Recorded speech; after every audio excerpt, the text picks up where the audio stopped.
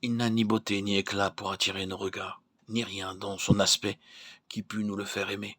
Il était méprisé et abandonné des hommes, homme de douleur, connaissant la souffrance, un objet à la vue duquel on se couvre le visage. Ésaïe 53, 1, 4.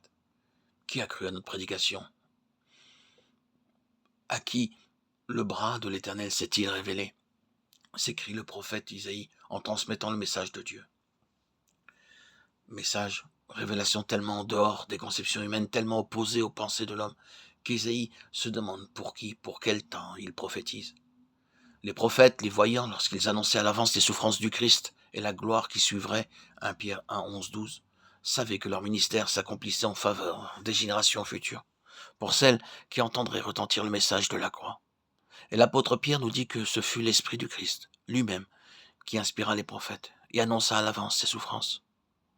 Ésaïe prévoit l'étonnement, les doutes qui s'élèveront dans les cœurs des hommes à l'écoute de son message.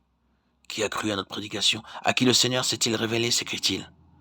Alors qu'il décrit un Christ sans apparence croissant devant l'Éternel comme un rejeton, comme un faible arbrisseau hors d'une terre desséchée. Et cependant, qu'ils étaient précieux aux yeux de Dieu, ce faible arbrisseau, cette branche qui porterait du fruit. Ésaïe 11, 1. Le plan de choix, Israël, Ésaïe 5, 7, avait frustré les espérances du divin vigneron et sa vigne était devenue stérile. Le Christ était le rameau sortant du tronc d'Isaïe, le rejeton naissant de ses racines, qui porterait le fruit attendu. Bien qu'aux yeux des hommes, il n'eût en lui quoi que ce soit pour le faire aimer ou désirer. Lui, le précieux rejeton, lui, le bien-aimé du Père. Il serait le méprisé des hommes, un homme de douleur, connaissant la souffrance. Les hommes se détourneraient de lui et l'abandonneraient, car la souffrance et la douleur éloignent. D'autre part, aux yeux de Dieu, cet acte d'amour et d'abaissement volontaire désignerait le Christ comme digne des hommes, des honneurs suprêmes. Son serviteur juste serait exalté, haut, élevé, mais aux yeux des hommes, il serait un sujet d'étonnement, dont on se détournerait. Tant son visage est défait, méconnaissable, tant son aspect diffère de celui des autres hommes. Ésaïe 53, 13, 14. Ah, combien ne dut-il pas être défait, le visage du saint et du juste durant les heures d'agonie. L'agonie en Gethsémane, l'agonie du supplice, combien douloureux, le visage ensanglanté, sous la couronne d'épines.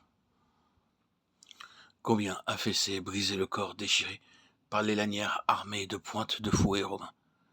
Voyez le poteau noirci, maculé du sang des condamnés, meurtriers ou rebelles. Voyez les bourreaux autour de la victime que Pilate vient de leur livrer. Ils arrachent les vêtements, ils lient les mains, ils poussent le condamné vers le poteau d'infamie. Il y attache si étroitement qu'il ne peut faire un mouvement. Voyez,